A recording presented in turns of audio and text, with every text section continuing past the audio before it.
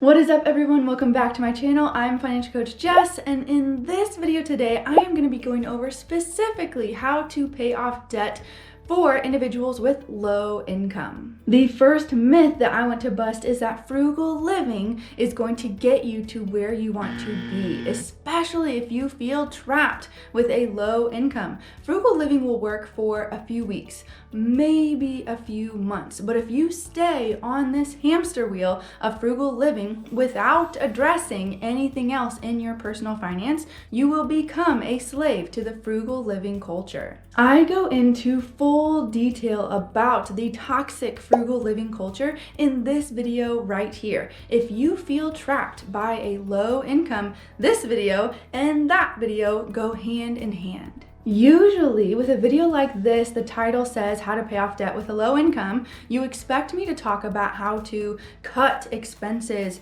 ruthlessly, how to avoid buying things like birthday presents for friends and family, and how to reuse things like toilet paper. That's a bad example. Here's the classic problem with all of that. You can only cut expenses so far. They are finite. I have seen this again and again. Families and individuals will cut expenses as far as they possibly can, and then three things happen. Number one, they're miserable. Number two, they have nowhere else to go. They have no other options.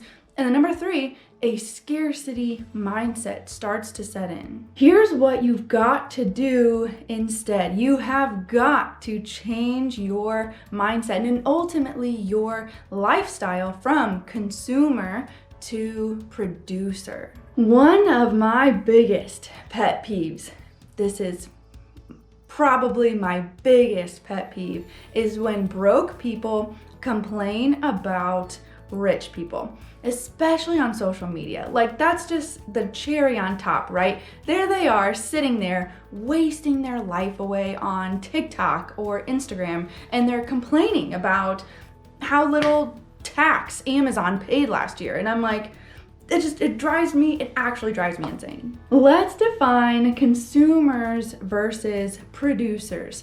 Consumers are people who have a W-2. They work a 9-to-5 job. They are an employee, and every single dollar that they make, they consume. They spend it. There are two things that qualify people as consumers, and they have to have both in order to be considered a consumer. Number one is how they make money, and number two is what they do with it. A consumer is just a cog in the machine. What they do at work every single day, it doesn't create, it doesn't produce. The sole purpose of their work is their paycheck. The other thing that qualifies these people as consumers is what they do with the money they earn. Like I mentioned earlier, they consume it, they spend it. They spend it on liabilities and disposable things. They spend it on things like rent, food,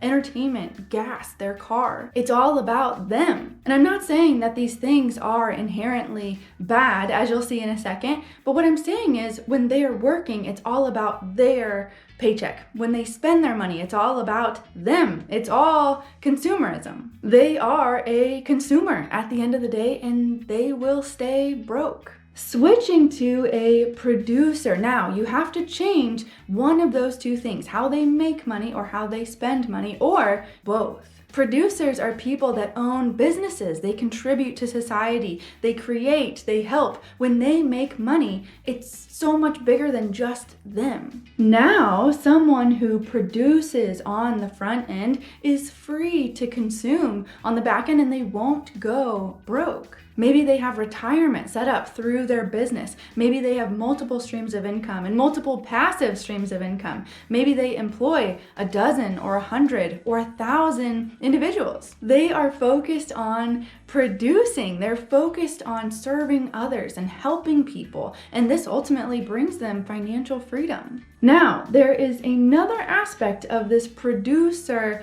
category, and that is the people that have a W-2. They go to a 9-to-5 job. They have this employee status, but They're still a producer because of what they do with their money. Sure, they still pay rent, they still buy food, but they also invest in the stock market for their retirement. They also help friends start businesses and invest in those businesses. They invest in real estate. They don't just simply consume everything that they make. They have an investment mindset, and instead of being a producer on the front end, like a business owner or a CEO, they produce on the back end with the money that they make. They make their money and then they invest it. Unfortunately, in our society, we are taught all too often to be the cog in the wheel.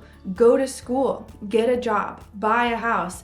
All this is me focused. And then when people consume every single dollar that they make because they did it, they're left very broke and confused. Owning a business, gaining multiple streams of income, producing in society, whether it be with your skills, your time, or your money, it's not about you, it's about solving problems. In this video right here, I talk about a lot of things, but one of the things that relates to this video here is the story of the 3 servants and the talents, or the sum of money that is entrusted to them. This idea, this notion of becoming a producer in society and not just a consumer is not original. It's not from me.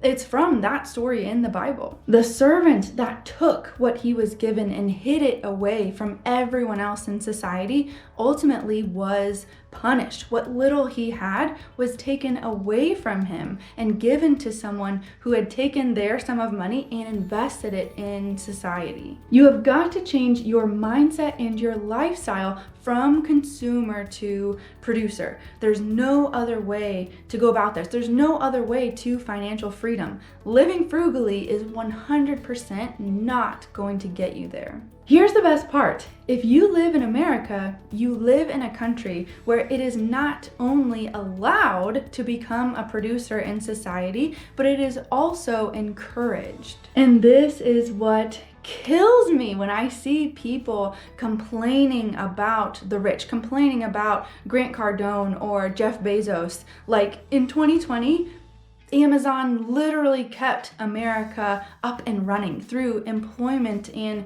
accessible products. What did this person do that's complaining endlessly about Amazon? Play fantasy football and collect unemployment? My words shoot to kill on this, because we as a society have got to stop mocking and restricting the producers of our country. Like I said earlier, not only is it acceptable, but it is encouraged to become a producer in our country. And you might be thinking, well, I've never had the government or anyone encourage me to become a producer, or encourage me to start a business. And you're wrong. The government encourages you literally every day to invest in real estate, start a business, invest in the stock market for retirement by giving you and offering you amazing tax breaks. Tax breaks or tax advantages or benefits can look like this. Contributing to an IRA, the tax is deferred so you can invest more. A Roth IRA, money can grow tax-free. Contributing money to an HSA or health savings account, tax-free money that you can spend on qualifying medical expenses or anything you want after the age of 65. Investing in real estate. The depreciation expense helps you cancel out cash flow. Starting your own business, so many different strategies here depending on what entity you choose. And another opportunity for free money is the 401k match. This is free money that your company will give to your retirement when you contribute to your 401k up to a certain point. If all of that was like another language to you, you have got to enroll in my program 12 Weeks to Wealth, where I take people who are consuming and on this hamster wheel of paycheck to paycheck and turn them into producers and help them get out of debt for good. To learn more about my program and see if you're a good fit, watch my free 60-minute masterclass at the link in the description box below. Paying off debt as a consumer technically is possible, but it's such a long, slow, and painful process that people just simply don't do it. That's why the stats say that 80% of Americans live out their days paycheck to paycheck.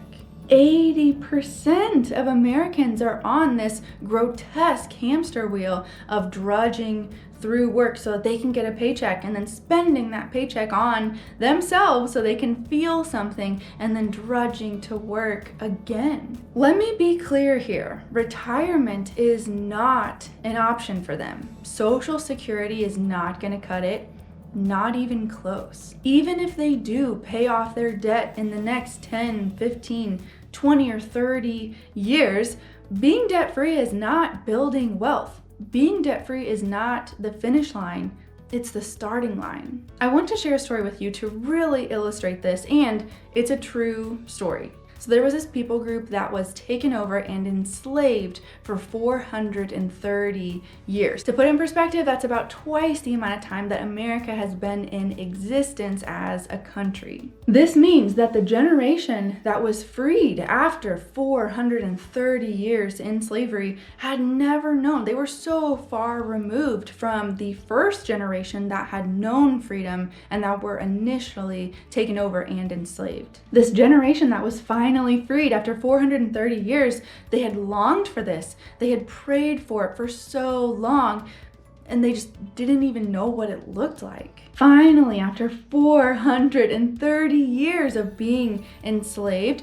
and after much bloodshed, they were liberated. They were delivered from their captors. When they got out of slavery, they looked beyond their four walls that they had been within for so long, and what they saw outside in the world terrified them. They weren't actually free. They were liberated. There's a big difference. And they said to each other, "Maybe our captors will take us back. Let's go back to slavery, for it was safe there." This is a true story. Can you believe that? Their physical bodies had been liberated. They had been set free, but their minds were still in chains. They weren't free. They wanted to go back to slavery because that lifestyle is so hard to break. That lifestyle was predictable. It was tiresome and repetitive and painful, but it didn't require bravery. It didn't require creativity. It didn't require them to get out of their comfort zones. They were a cog in a wheel, and they didn't know how to be anything else. And maybe that's you. You live in America. You're liberated, but you're not free. Your physical body can go anywhere, can do anything, and yet your mind might still be tied up in chains. If you are so used to consuming, it is a tough lifestyle to break. Maybe you are just consuming every last dollar that you make because you're afraid. You're afraid of investing. You don't feel any ownership in this society, so why bother contributing? I know that this is 100% the longest answer I could have possibly given you to how do I pay off debt with low income, but at the same time, it's also definitely the best possible answer I can give you. Break free from your consumer mindset and consumer lifestyle and start producing and contributing to society. Experience actual financial freedom by taking control of your life instead of just working to spend money on yourself. The end of the slavery story goes like this. All but 2 of the liberated slaves die without actually reaching true freedom. Their physical bodies die free, but their minds are still enslaved. Out of the hundreds of thousands of people that walked out of slavery, only 2 of them die truly free. Don't go back to being an enslaved, cowardly consumer. Be brave, be a producer in society, and live free.